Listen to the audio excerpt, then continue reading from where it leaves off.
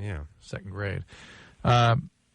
Well, Jessica, again, it's about being nervous. There is something called vaginismus, which can be something transient and be caused by being anxious and nervous. And there's something that people have chronically. It's also a black holiday. That people think is caused perhaps by a spinal reflex. There are treatments for that if you look down the web, the various ways of approaching it. But more than anything, it's about relaxing, not being nervous, using some lubricant, not pushing too hard, as we said earlier tonight. And that's about all you can do. Yeah, I don't know. Your body's telling you something, though. You may not be ready for this. Well, maybe. Who isn't anxious the first time or two? Yeah. And then when you're anxious, it's sort of you're at your worst. You just are. No matter what you're doing. No, I know, and I've often wondered that. You know, I mean... What was God's plan with that? Yeah, and think about this for a second, Drew.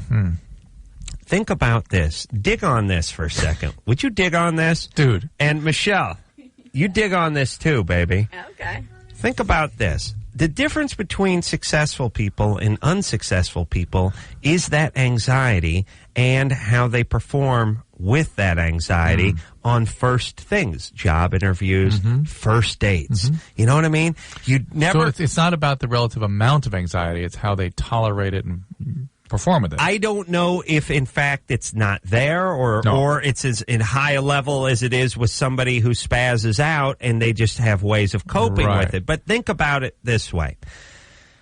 Most people who are going out for the same job would probably make the same employee, but it's the impression they make in the 20 minutes they're sitting in the office. Right. Nervous, sweaty, fidgety, always nervous, talking too much, overcompensating. That guy doesn't get the gig. That guy could very well be a better employee than the other guy who aces the employee.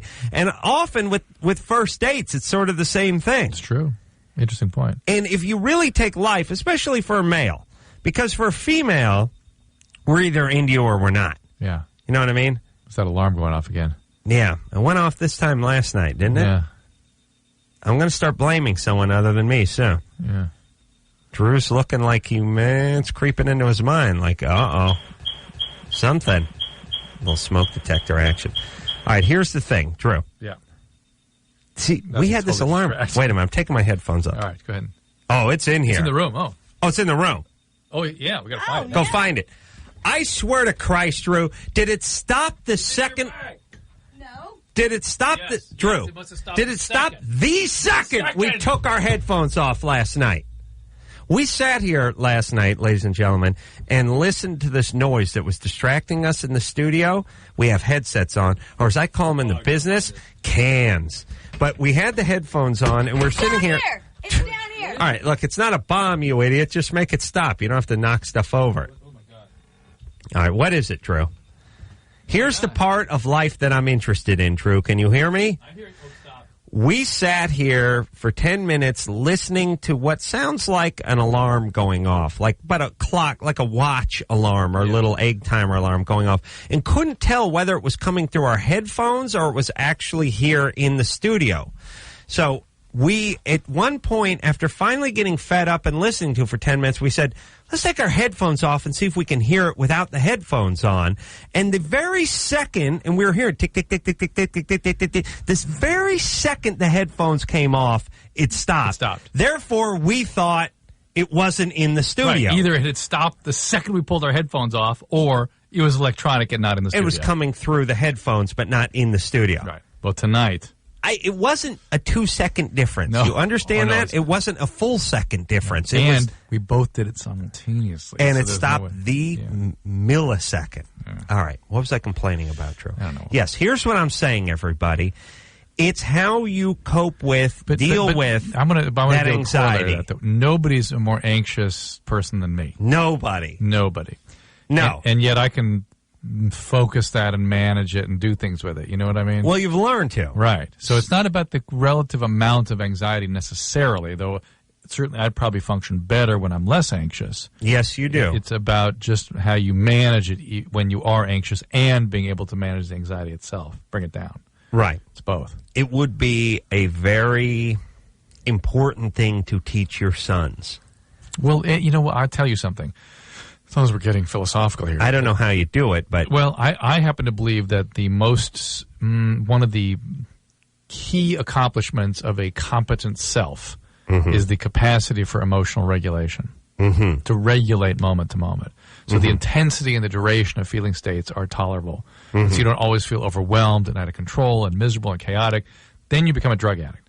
That's the most common reason people do drugs. Yeah. But if you can regulate your feelings, then what you're talking about is something you can accomplish. And as far as life goes, and a successful life versus an unsuccessful life, it will break down into a handful of events, a handful of first dates, a handful of job interviews, a handful of trial, test this. It's essentially baseball players making a trip to the plate, but you're only playing 2 or 3 games in the course of your life, and you're only going to come up to the plate 8 or 10 times. Well, this has been your philosophy forever. And it doesn't matter how much power you have. Which is be good when you need to be, but rarely. Well, then you can coast. Right. Yes. But you got to show up, and you got to put out. Yes. I mean, you go out and knock a chick's socks off on your first date, you're good for a couple of dates. Now, you can't try to strangle her with a stocking and rape her the next date. Which is your usual. That's for the third date. Yeah, right. That's for the third date. Now, and the same with the job interview. You blow somebody away, you got a job. Now, you can do drugs, steal copier toner, and eventually get fired from that job, but you'll get that job. And there may be guys that would perform that job much better than you, who were a little too up in their head, a little too nervous, a little too spastic, and screwed the job interview. Yes? That's it. Yeah, that's the key. Right. That's what they don't teach you. Yeah. All right. Where are we, Drew? We're taking a break. We're taking a break? Yeah. All right, let's not screw this up. No. Now we got to be good. We got to be good. Yeah. I got to my urine stream has to be so laser beamed straight into that urinal, Drew. Don't worry, mine's going to be straight. All right. We'll be right back after this.